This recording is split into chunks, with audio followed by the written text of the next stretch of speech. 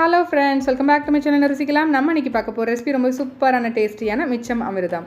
இது செய்யறது ரொம்ப ஈஸிங்க, அதே சமயம் ரொம்ப டேஸ்டா இருக்கும். நம்ம இது வேண்டாம் வேஸ்ட்னு நினைக்கிற சில பொருட்களை வச்சு செய்ய போறோம்.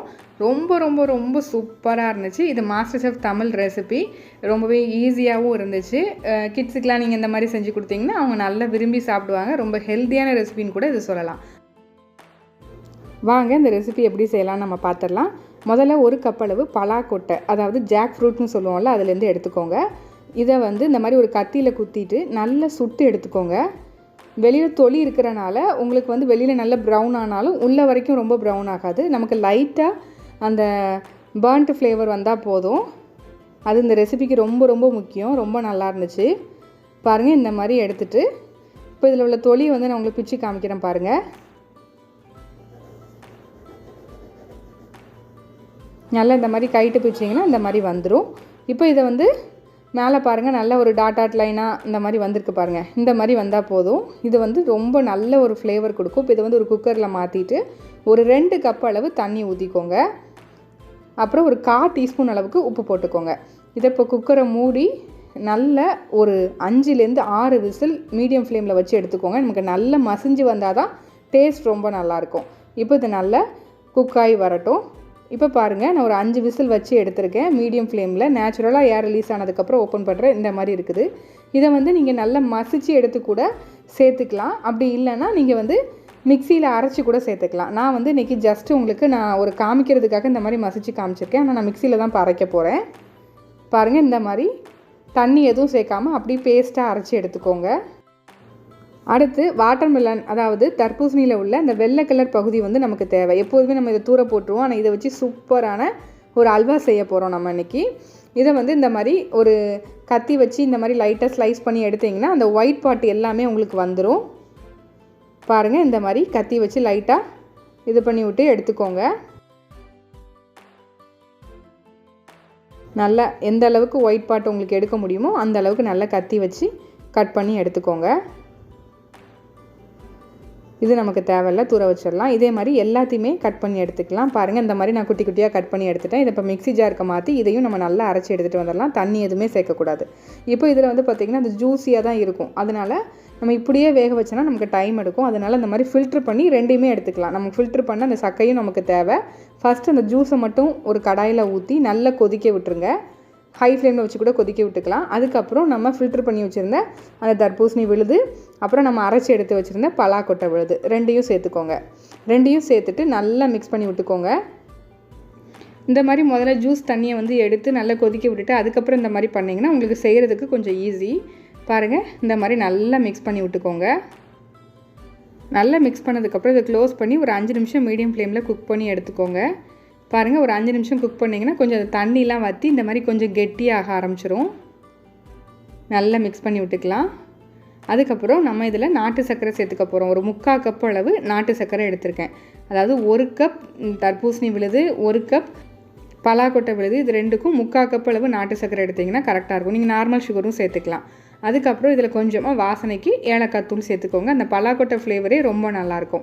இப்போ இதை இந்த மாதிரி மிக்ஸ் பண்ணி விட்டு நல்ல கெட்டியாக வர வரைக்கும் நம்ம இந்த மாதிரி மிக்ஸ் பண்ணி விட்டு இந்த மாதிரி கிண்டி எடுத்துக்கணும். பாருங்கள், உங்களுக்கு நல்ல டிஃப்ரென்ஸ் தெரியும். இதில் இப்போது 1 டீஸ்பூன் நெய் ஊற்றிக்கலாம். முதல்ல மறுபடியும் நல்லா மிக்ஸ் பண்ணிக்கலாம். மொத்தத்தில் ஒரு 3 டீஸ்பூன் நெய் போதும் இந்த அல்வா செய்கிறதுக்கு. உங்களுக்கு ரொம்ப நெய் தேவையில்லை.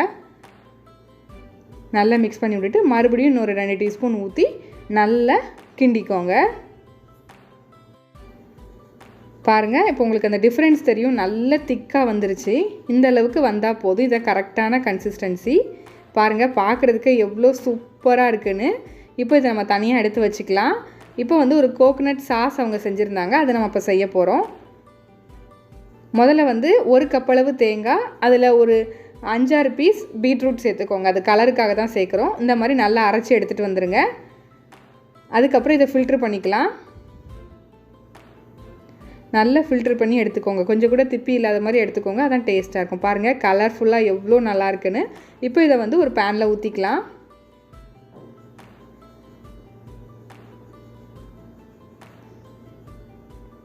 இப்போ இதை மீடியம் ஃப்ளேமில் வச்சு ஹீட் பண்ணிகிட்டே இருங்க. ஒரே 1 டேபிள் ஸ்பூன் சுகர் சேர்த்துக்கோங்க போதும்.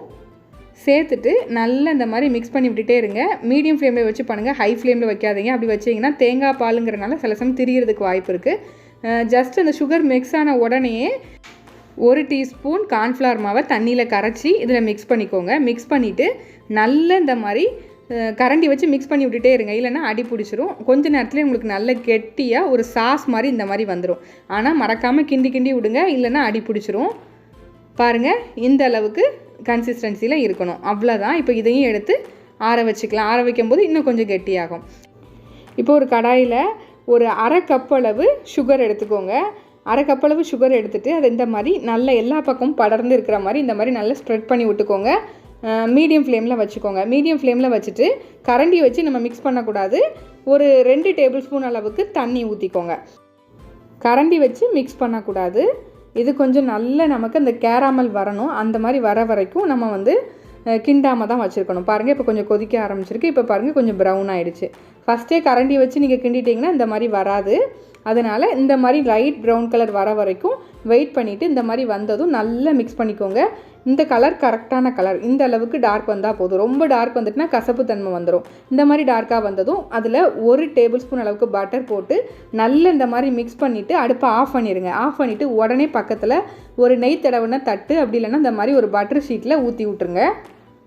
உடனே பட்டர் சேர்த்த உடனே ஆஃப் பண்ணிவிட்டு இந்த மாதிரி இதில் சேர்த்துக்கோங்க. நல்லா மிக்ஸ் பண்ணி விட்டுட்டு சேர்த்துக்கோங்க. அப்புறம் நல்லா ஸ்ப்ரெட் பண்ணி விட்ருங்க, ஏன்னா உடனே திக்காயிடும்.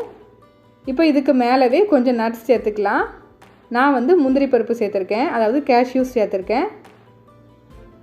இதை அப்படியே ஆற விட்டுருங்க, ஆறட்டும். அடுத்து பனானாவோட தோல் வச்சு அவங்க இந்த ஒரு கேராமல் பண்ணியிருந்தாங்க, அது பண்ணிக்கலாம். ஒரு 4-5 இந்த மாதிரி ஸ்ட்ரிப்ஸாக கட் பண்ணிக்கோங்க. அதில் 1 டேபிள் ஸ்பூன் நாட்டு சர்க்கரை போட்டு இந்த மாதிரி நல்லா மிக்ஸ் பண்ணி விட்டுக்கோங்க. அதுக்கப்புறம் கொஞ்சோண்டு பட்டர், ஒரு 1/4 டீஸ்பூன் பட்டர் போட்டால் போதும். இந்த அளவுக்கு போட்டுட்டு நல்லா மிக்ஸ் பண்ணி இப்போ இதையும் அதே மாதிரி ஒரு பட்டர் ஷீட்லேயே போட்டு எடுத்து வச்சுக்கோங்க. அவ்வளோதான். இப்போ நமக்கு எல்லாமே ரெடி ஆகிடுச்சு. இப்போ நம்ம வந்து பிளேட் பண்ண ஆரம்பிச்சிடலாம். பாருங்கள், இந்த நம்ம செஞ்ச கேரமல் பாருங்கள் எவ்வளோ சூப்பராக வந்திருக்குன்னு. இதை நீங்கள் தனியாகவே கிட்ஸுக்கு செஞ்சு கொடுக்கலாம், அவ்வளோ நல்லா விரும்பி சாப்பிடுவாங்க. சாக்லேட் பதிலாக இந்த மாதிரி செஞ்சு கொடுத்து பாருங்கள், ரொம்ப நல்லாயிருக்கும். இதை நீங்கள் நாட்டு சர்க்கரையிலையும் செய்யலாம். இப்போ வந்து நம்ம செஞ்சு எடுத்து வச்சுருக்கிற கோகோனட் சாஸை வந்து ஒரு டம்ளரில் இந்த மாதிரி வீட்டில் உள்ள உங்கள்கிட்ட எந்த கவர் இருக்கோ, பால் கவர் இல்லைனா இந்த மாதிரி பிளாஸ்டிக் கவர் எது இருந்தாலும் சரி, அதில் இந்த மாதிரி ஊற்றிட்டு லைட்டாக ஓட்டை போட்டுக்கோங்க.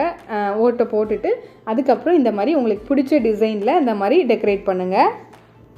நான் மாஸ்டர் செஃப் தமிழ் ரெசிபியை ரீக்ரியேட் பண்ணியிருக்கனால அவங்க எப்படி டெக்கரேட் பண்ணாங்களோ அதே மாதிரியே டெக்கரேட் பண்ணியிருக்கேன். இப்போ இதுக்கு மேலே நம்ம செஞ்சு எடுத்து வச்சுருக்கிற ஹல்வா வந்து இது மேலே இந்த மாதிரி ஒரு பவுலில் வச்சு இந்த மாதிரி செட் பண்ணிட்டேன். இதுக்கு மேலே வந்து சூப்பராக நம்ம செஞ்சு எடுத்து வச்சுருக்கிற அந்த கேராமல் சாக்கோவை வந்து இதில் இந்த மாதிரி வச்சுக்கிட்டேன். அப்புறம் இந்த பனானா கேராமல் அதையும் இந்த மாதிரி மேலே போட்டுட்டு சைடில் வந்து கொஞ்சமாக பிஸ்தாவை பொடி பண்ணி வச்சுருக்கேன். அவ்வளோதான். எந்த நட்ஸ் போடுறனாலும் வச்சுக்கலாம். பாருங்கள், பார்க்குறதுக்கே எவ்வளோ அழகாக சூப்பராக இருக்குன்னு. டேஸ்ட்டும் வேறு லெவல், ரொம்ப ரொம்ப நல்லா இருந்துச்சு. கண்டிப்பாக ட்ரை பண்ணி பாருங்கள். இந்த சூப்பரான ரெசிபி உங்களுக்கு பிடிச்சிருந்துச்சுன்னா லைக் பண்ணி, ஷேர் பண்ணி, கமெண்ட் பண்ணிக்கோங்க. இதே மாதிரி நிறைய மாஸ்டர் செஃப் தமிழ் ரெசிபி நான் ட்ரை பண்ணேன், எல்லாமே நல்லா இருந்துச்சு. ஸோ போய் செக் பண்ணி பாருங்கள். டிஸ்கிரிப்ஷன் பாக்ஸில் லிங்க் கொடுக்குறேன். இதே மாதிரி இன்னொரு இன்ட்ரெஸ்டிங்கான ரெசிபி உங்களை மீட் பண்ணுறதுக்கு மறக்காமல் நம்ம சேனலை சப்ஸ்கிரைப் பண்ணிக்கோங்க. Thank you friends.